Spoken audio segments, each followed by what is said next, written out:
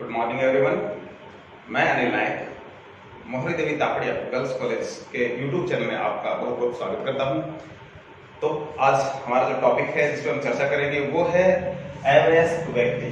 ठीक है, अवयस्क व्यक्ति। और हम जिस टॉपिक पर चर्चा करने वाले वो है अवयस्क व्यक्ति का खाता। ठीक है, अकाउंट्स की बात कर रहे हैं हम कि बैंक में अवयस्क व्यक्ति का खाता किस तरीके से खोला जाता है, क्या उसके लिए रिस्ट्रिक्शन होते हैं और किस तरीके की उनको सुविधाएं मिलती है। ठीक है, तो आज इसी टॉपिक पे हम चर्चा करेंगे।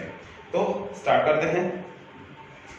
सबसे पहला हमारा जो टॉपिक है वो यही है कि क्या अवयस्क व्यक्ति का खाता खोला जा सकता है। तो इसका हमारा जो जवाब है वो होगा यस। Why not? अवयस्क व्यक्ति का खाता खोला जा सकता है, यानी नाबालिग व्यक्ति का खाता आसानी से खोला जा सकता है, इसमें कोई दिक्कत नहीं होती है। बट इसके लिए पहले तो हम यहाँ लिखेंगे यस कि अवयस्क व्यक्ति यानी नाबालिग व्यक्ति का खाता खोला जा सकता है। अब हमारा जो दूसरा टॉपिक आता है कि नाबालिग व्यक्ति होता है उसके लिए क्या कंडीशन बैंक ने अप्लाई कर रखी है। तो मैंने यहाँ लिखा है नाबालिग व्यक्ति 10 वर्ष से अधिक या कम हो। तो इसके लिए नियम है कि यदि नाबालिग व्यक्ति 10 वर्ष से कम की आयु का होगा, नाबालिग व्यक्ति यदि 10 वर्ष की आयु से कम का है तो उसके जो गार्जियन है, ठीक है, उसके अभिभावक, उनके माता पिता या कोई भी बड़े परिवार के हो सकते हैं, वो उसके खाते का संचालन करेंगे। यदि उसके माता पिता नहीं है तो गवर्नमेंट के द्वारा यानी कानून के द्वारा जो उसको समक्ष के रूप में यानी अभिभावक के रूप में जो व्यक्ति मिले हुए वो उसके खाते का संचालन करेंगे। तो ये हुई 10 वर्ष से कम के व्यक्ति की बात। उसके बाद हम बात करें 10 वर्ष से अधिक। 10 वर्ष से अधिक उम्र का व्यक्ति यानी जो बच्चा होता है, लड़का होता है चाहे लड़की हो, वो अपने खाते का संचालन आसानी से कर सकता है। तो वो क्या क्या कर सकता है, उसके खाते किस प्रकार खोले जा सकते हैं, कौन कौन से खाते खोले जा सकते हैं, तो इस बारे में हम चर्चा करते हैं। तो सबसे पहले बात करते हैं कि जो नाबालिग व्यक्ति होता है उसका खाता कौन सा खोले। तो खाते के संबंध में बात करते हैं तो सबसे पहला खाता आता है वो है बचत खाता। मैं लिखता हूं हमारे, इसको एसबी अकाउंट बोलते हैं, एसबी अकाउंट। तो एसबी अकाउंट उसका खोला जा सकता है। ठीक है, और दूसरा होता है करंट अकाउंट और थर्ड होता है एफडी। तो ये 3 प्रकार के खाते हैं जो अवयस्क के संबंध में, नाबालिग के संबंध में खोले जा सकते हैं। तो सबसे पहले एसबी यानी बचत खाता, यही खाता बैंकों को खोलना चाहिए और प्राय सभी बैंकें ये जो एसबी अकाउंट है जिसको बचत खाता बोलते हैं हम, तो वही खाता खोलती है। यदि करंट अकाउंट खोल दिया जाए, यदि करंट अकाउंट खोल दिया जाए और उस बच्चे को, सेकंड नंबर पे हमारा जो टॉपिक है वो है पागल व्यक्ति। पागल व्यक्ति का क्या बैंक में खाता हो सकता है, क्या पागल व्यक्ति बैंक में खाता खुलवा सकता है? तो इस संबंध में आज हम थोड़ी चर्चा करेंगे, बात करेंगे। तो हम अपने टॉपिक पे आते हैं। पागल व्यक्ति कौन होता है? तो पागल व्यक्ति ऐसा व्यक्ति होता है जो अपने द्वारा जो कार्य किए जाते हैं उसके प्रभावों को समझने में अनभिज्ञ हो। यानी पागल व्यक्ति के द्वारा जो किया जा रहा है उसको खुद को पता नहीं होता है कि ये क्या हो रहा है, इसका रिजल्ट क्या आएगा। तो उस व्यक्ति को कानून द्वारा पागल घोषित किया जाता है। तो ऐसे व्यक्तियों के खाते बैंकों में नहीं खोले जाने चाहिए। भारतीय अनुबंध अधिनियम की धारा 11 के अनुसार, धारा 11 लिखा होगा, भारतीय अनुबंध अधिनियम की धारा 11 यह कहती है कि पागल व्यक्तियों को अनुबंध के अयोग्य घोषित किया गया है। इस प्रकार के लोगों के बैंक में किसी भी प्रकार के खाते नहीं खोले जाने चाहिए। तो उनको क्या है, बिल्कुल अयोग्य माना गया है। अब हम बात करते हैं कि यदि कोई व्यक्ति जिसको दौरे आते हो, ठीक है, टाइम टाइम पे पागल किसी दौरे आ जाते हैं उसको, लेकिन वो परमानेंटली पागल नहीं है। परमानेंट पागल होता है उसका तो किसी प्रकार का कोई खाता खोलने का सवाल नहीं है, उसका तो खाता खुलेगा ही नहीं। ठीक है, लेकिन ऐसा भी कोई व्यक्ति हो जिसको पागल के दौरे आते हो, वो बैंक में खाता खुलवाने जाए, यदि बैंक को ये थोड़ा सा इसकी इन्वेस्टिगेशन कर लेनी चाहिए कि ये व्यक्ति की कंडीशन ऐसी तो नहीं है कि उसको पागलपन के जो दौरे आते हो, तो उस व्यक्ति को भी अनुबंध के अयोग्य माना गया है। तो ऐसे व्यक्तियों को के खाते हैं वो बैंकों को नहीं खोलने चाहिए और न ही बैंकों को खोलती है। अब हम बात करते हैं कि यदि कोई व्यक्ति जब बैंक में उसका खाता है, यदि कोई व्यक्ति जिसका बैंक में खाता है, अभी तक तो उसके कोई दिक्कत नहीं है, लेकिन जैसे ही साल 2 साल बाद में कभी वो पागल हो जाए, उस कंडीशन में क्या किया जाए? तो ये एक बड़ी दिक्कत का मामला आता है बैंक के सामने, क्योंकि बैंक को पता ही नहीं होता है कि व्यक्ति पागल है या नहीं है।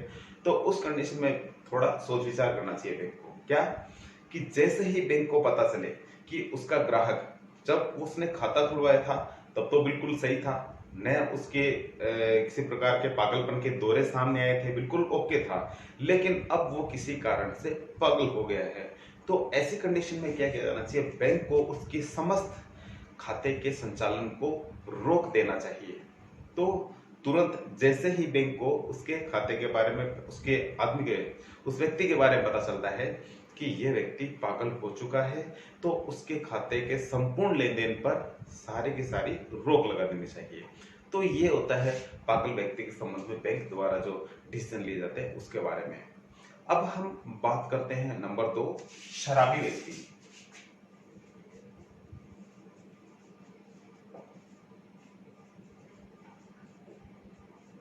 तो क्या शराबी व्यक्ति भी बैंक में खाता खुलवा सकता है?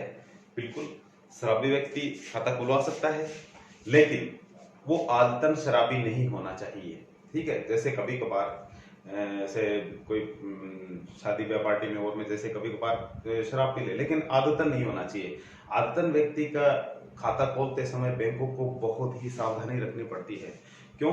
क्योंकि यदि वो व्यक्ति किसी भी प्रकार का चेक लिख देता है, किसी प्रकार का विनिमय पत्र लिख देता है, तो उस कंडीशन में उस व्यक्ति को उनके लिए उत्तरदायी नहीं ठहराया जा सकता।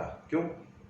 क्योंकि यदि उसने शराब के नशे में वो लिखे हैं तो उसको आप उत्तरदायी नहीं ठहरा सकते, यदि वो कोर्ट में ये साबित कर दे। क्यों?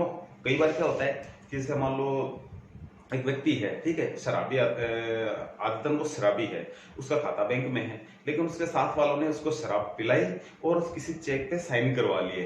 तो यदि शराबी व्यक्ति से किसी प्रकार से कोई जालसाजी करके शराब के नशे में किसी चेक या विनिमय पत्र पे यदि कोई साइन करवा लेता है, तो यदि शराबी व्यक्ति यदि न्यायालय में ये प्रूव कर दे कि जिस समय उससे ये काम करवाया गया था वो नशे में था, तो फिर न्यायालय द्वारा जो बैंक को यह आदेश मिलता है कि उस शराबी व्यक्ति को जितना भी पेमेंट उसके खाते से गया है उसका वापस भुगतान किया जाए, और जिस व्यक्ति ने जालसाजी से ये जो पेमेंट उठाया है उसके खिलाफ फ्रॉड का केस किया जाए और उसके खिलाफ कानूनी कार्रवाई की जाए। तो ये ऐसा कुछ शराबी व्यक्तियों के संबंध में होता है, तो इसलिए बैंकों को विशेष रूप से ध्यान रखना चाहिए शराबी व्यक्तियों के संबंध में। अब हम बात करते हैं दिवालिया। दिवालिया व्यक्ति, यदि कोई दिवालिया व्यक्ति है तो उसको बैंक में किसी भी प्रकार का यदि वो बैंक में ऋण के लिए आवेदन करता है तो बैंकों को ऋण देना नहीं चाहिए। दिवालिया व्यक्ति ऐसा व्यक्ति होता है जो अपने ऋणों का भुगतान करने में असमर्थ हो जाता है और न्यायालय में जाकर के वो यह कहता है एक आवेदन के द्वारा कि मैं अपने ऋणों का भुगतान नहीं कर सकता, तो फिर न्यायालय द्वारा एक प्रापक की नियुक्ति की जाती है, सरकारी प्रापक की। वह उसकी संपत्तियों को कंट्रोल करके और उसकी देनदारियों का भुगतान करता है। तो इस तरीके से दिवालिया यदि कोई व्यक्ति है तो उसके संबंध में बैंक को विशेष ध्यान ये रखना चाहिए कि उसको ऋण नहीं देना चाहिए किसी प्रकार का। यदि बैंक यदि ऋण दे देती है तो वह बैंक खुद स्वयं ही उसके लिए उत्तरदायी रहेगी और दिवालिया व्यक्ति नहीं होगा। नेक्स्ट हमारा जो टॉपिक है एकल व्यापारी। एकल व्यापारी एक ऐसा व्यापारी होता है जो अपने व्यवसाय का एक अकेला ही लाभ और हानि का स्वयं ही उत्तरदायी होता है। तो यानी कहने का मतलब ये होता है यदि एकल व्यापारी है तो चाहे लाभ हो चाहे हानि हो, उसका जो उत्तरदायित्व है वो उसका खुद का ही होता है। ठीक है, यदि लाभ हुआ तो उसका, यदि हानि हुई तो भी उसकी। यदि ऐसा व्यक्ति यदि बैंक में खाता खुलवाता है तो खाता खुलवाने में कोई दिक्कत नहीं है, खाता आसानी से खुलवा सकता है। लेकिन जब वो बैंक में किसी प्रकार के लोन के संबंध में आवेदन करे तो उस कंडीशन में बैंक को ये देख लेना चाहिए कि उस व्यक्ति का कोई पार्टनर तो नहीं है, कोई साझेदार तो नहीं है। यदि वो एकल है तो उससे घोषणा पत्र भरवा कर बैंक को अपने पास रख लेना चाहिए ताकि वो एविडेंस के रूप में उसके पास रहे यदि आगे किसी प्रकार का कोई वाद प्रस्तुत होता हो तो इस तरीके से एकल व्यापारियों के खातों के सामने बैंक इस तरीके से सावधानी बरत सकती है। यदि कोई हमारा नेक्स्ट हमारा जो टॉपिक है वो है विवाहित महिला का खाता। यदि कोई विवाहित महिला है और वो बैंक से लेन देन करना चाहती है अपने खातों के माध्यम से, तो वो आसानी से कर सकती है। जिस प्रकार से एक जो वयस्क पुरुष, ठीक है, विवाहित वयस्क पुरुष होता है, वो जिस तरीके से खाते का संचालन करता है, उसी तरीके से महिलाएं भी अपने बैंक के खाते का संचालन कर सकती है और वो ऋण भी ले सकती है। लेकिन अपनी जो व्यक्तिगत संपत्ति है, जो उसकी पर्सनल संपत्ति होती है, उसकी जमानत के आधार पे वो ले सकती है। उसमें उसका पति है वो उसका उत्तरदायी नहीं होता है। उसका पति केवल उसके जो आवश्यक जो जरूरतें होती है उन्हीं के लिए, उसके भरण पोषण के लिए ही उत्तरदायी होता है। यदि वो महिला यदि बैंक से किसी प्रकार का ऋण ले लेती है तो उसका पति उसमें किसी प्रकार का उत्तरदायी नहीं होता है। तो इसलिए बैंकों को ऋण देते समय विशेष रूप से इस चीज का ध्यान रखना चाहिए कि उस महिला पे किसी भी प्रकार का वाद प्रस्तुत नहीं किया जा सकता। न्यायालय द्वारा यह एक, यदि कोई महिला व्यक्ति है तो उस पे किसी प्रकार का वाद प्रस्तुत नहीं कर सकता है बैंक। तो इसलिए ऋण देते समय ध्यान रखना चाहिए, क्योंकि आप यदि महिला व्यक्ति यदि ऋण लेकर के यदि मना कर दिया उसने कि अब मैं ऋण नहीं दूंगी, तो उसको जेल नहीं भेज सकते आप। हाँ, उस पर कानूनी कार्रवाई की जा सकती है, लेकिन जेल के लिए ऐसा कोई प्रावधान नहीं है कि उसको जेल भेजा जा सके। तो ऐसी कंडीशन में बैंकों को विशेष रूप से सावधानी रखनी चाहिए। विवाहित महिलाओं को ऋण देते समय बैंकों को विशेष सावधानी रखनी चाहिए, क्योंकि कानून में ऐसा लिखा हुआ है कि विवाहित स्त्रियों पे किसी भी प्रकार का यदि बैंक से लेन देन में, कोई ऋण के लेन देन में यदि कोई गड़बड़ होती है तो उनको किसी भी मामले में जेल नहीं भेजा जा सकता। तो इसलिए बैंकों को, क्योंकि जेल का जब डर नहीं होता है तो फिर वो बिना बेझिझक कोई सारे काम कर सकती है। तो यदि उसको उनको लगे कि ये गड़बड़ भी कर सकते हैं तो वो भी कर सकती है। तो इसलिए बैंकों को ये विशेष सावधानी रखनी चाहिए कि जो विवाहित महिलाएं हैं उनको ऋण देने में बिल्कुल सोच समझ के ऋण देना चाहिए। ठीक है, थोड़ा सा सावधानी रखना चाहिए ऋण देने में, तो ये विशेष सावधानी रखनी चाहिए। नेक्स्ट हमारा जो टॉपिक है वो है अशिक्षित व्यक्ति।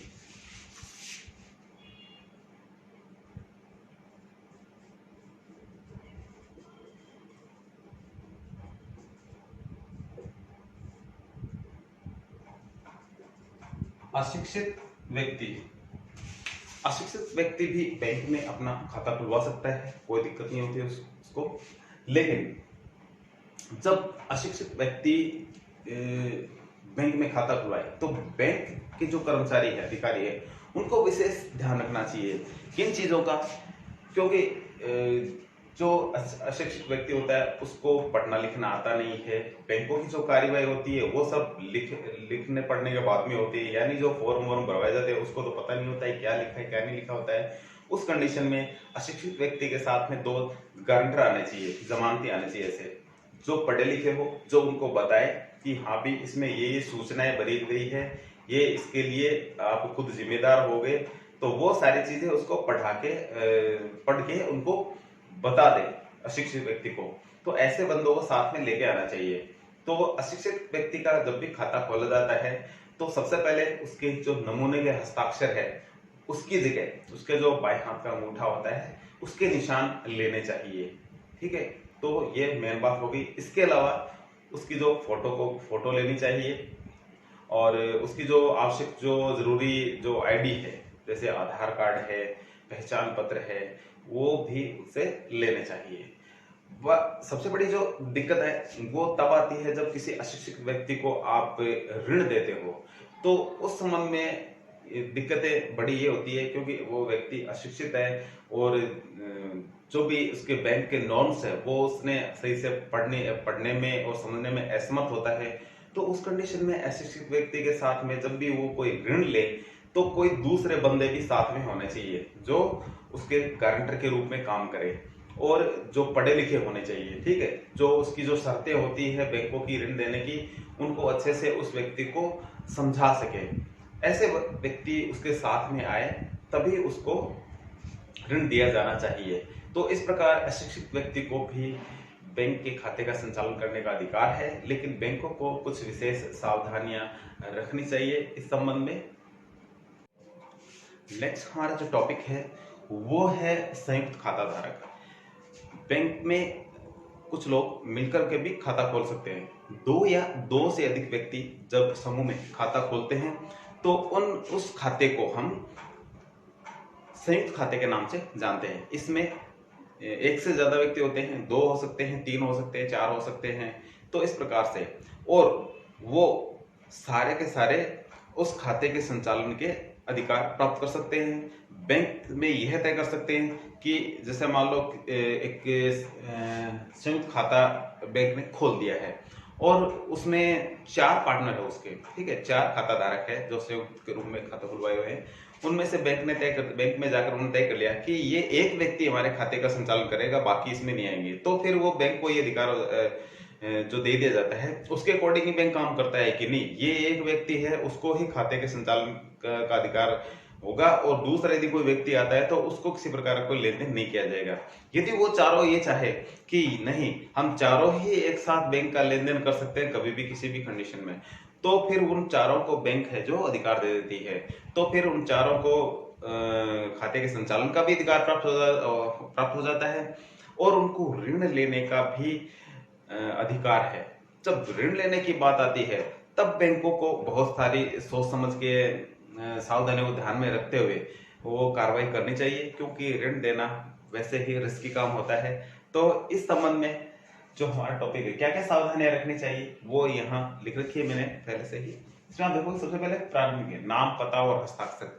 यदि 4 संयुक्त खाता धारक है तो उन चारों के सबसे पहले नाम, एड्रेस और उनके साइन यानी हस्ताक्षर वो ले लेने चाहिए बैंकों को, ठीक है। उसके बाद में खाते का संचालन कौन करेगा या कौन कौन करेंगे, तो उस संबंध में भी सभी से स्पष्ट उनको सभी को बुला करके यह निर्णय ले लिया जाना चाहिए उनके द्वारा कि इनमें से या तो सारे करेंगे या कुछ लोग करेंगे या कोई एक करेगा, ये क्लियर हो जाना चाहिए। तो बैंक उसके अकॉर्डिंग ही फिर काम करेगी। तो ये भी निश्चित हो जाना चाहिए कि बैंक के खाते का संचालन कौन करेंगे। दूसरा, नेक्स्ट पॉइंट अपना है तीसरा, अभिकर्ता की नियुक्ति। बैंक में जो संयुक्त खाता है उसमें जो संयुक्त खाता धारक है वो अपने एजेंट भी नियुक्त कर सकते हैं। तो इस संबंध में भी बैंक को आवश्यक जो घोषणा पत्र होता है एजेंट के संबंध में, वो सारे के सारे उन पे साइन करवा लेने चाहिए सभी से मिल करके कि भी ये एक व्यक्ति है, ये अपना एजेंट नियुक्त कर रहा है। बाकी जैसे मैंने भी आपको बताया 4 जैसे व्यक्ति है, तो एक ने अपना एजेंट नियुक्त कर दिया, वो नहीं आ रहा है, उसका एजेंट काम कर रहा है, तो कोई दिक्कत नहीं है। उन बाकी तीनों से भी सभी से साइन करवा लेने चाहिए इस मामले में कि हाँ भाई आप सभी राजी हो कि ये एक व्यक्ति जो आपका जो पार्टनर है वो अपना एजेंट नियुक्त कर रहा है, तो उसमें किसी प्रकार की कोई आपत्ति नहीं होनी चाहिए। तो ये क्लियर करवा लेना चाहिए। तो अभिकर्ता की भी नियुक्ति कोई भी व्यक्ति उनमें से कर सकता है, बट ये क्लियर हो जाना चाहिए। नेक्स्ट हमारा जो पॉइंट है इसका सावधानी को, वो है चेक भुगतान रोकना। बैंक में जो खाता धारक है, कोई भी व्यक्ति खाते के जो खाते में यदि किसी ने चेक लिख दिया है गलती से और से, तो दूसरा व्यक्ति उस चेक को रोकने का अधिकार रखता है। तो ये भी बैंक को ध्यान में रखना चाहिए कि यदि कोई व्यक्ति ने चेक लिखा है, एक पार्टनर ने चेक लिखा है और दूसरा पार्टनर उसके चेक को रोकना चाहता है तो वो रोका जा सकता है। तो इस संबंध में भी ध्यान रखना चाहिए, क्योंकि कई बार क्या है कि अपने व्यक्तिगत लाभ के लिए, तो कोई व्यक्ति व्यक्तिगत लाभ के लिए चेक लिख देता है पैसे निकालने के लिए, लेकिन वो गलत होता है। व्यक्तिगत लाभ को नहीं देखना चाहिए, सामूहिक लाभ को देखते हुए इसमें काम होना चाहिए, क्योंकि खाता संयुक्त होता है। तो इस कंडीशन में चेक के भुगतान को रोकने का अधिकार सभी पार्टनर को होता है।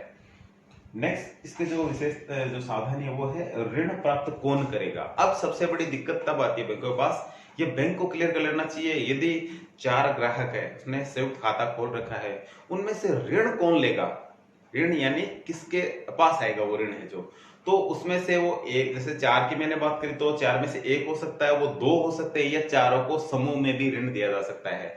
यदि उनमें से ये तय कर ले कि चारों क्या करेंगे, हम जाकर के किसी एक को ये अधिकार देते कि आप ऋण लोगे, तो उन बाकी जो 3 है उनको बैंक से बिल्कुल कागजी कार्रवाई संपूर्ण कर लेनी चाहिए, ये लिखित में ले लेना चाहिए कि केवल उस एक व्यक्ति को ही ये जो पेमेंट किया जा रहा है इसमें सभी राजी है। तो बाद में बैंक को किसी प्रकार का कोई नुकसान नहीं होना चाहिए। तो इस कंडीशन में भी पहले से ही क्लियर कर लेना चाहिए कि जो ऋण जो दिया जा रहा है बैंक के द्वारा चारों को समूह में, उनमें से ऋण को लेगा कौन, सभी से क्लियर करने के बाद में बैंक अपना संतुष्ट होकर के उनको ऋण दे सकती है। तो स्टूडेंट्स, आज हमारा ये टॉपिक खत्म होता है। हमारे इस YouTube चैनल को आप सब्सक्राइब करिए, लाइक करिए और आगे शेयर करिए, क्योंकि हम यही चाहते हैं कि ज्यादा से ज्यादा लोग इसका बेनिफिट ले सके। Thank you students.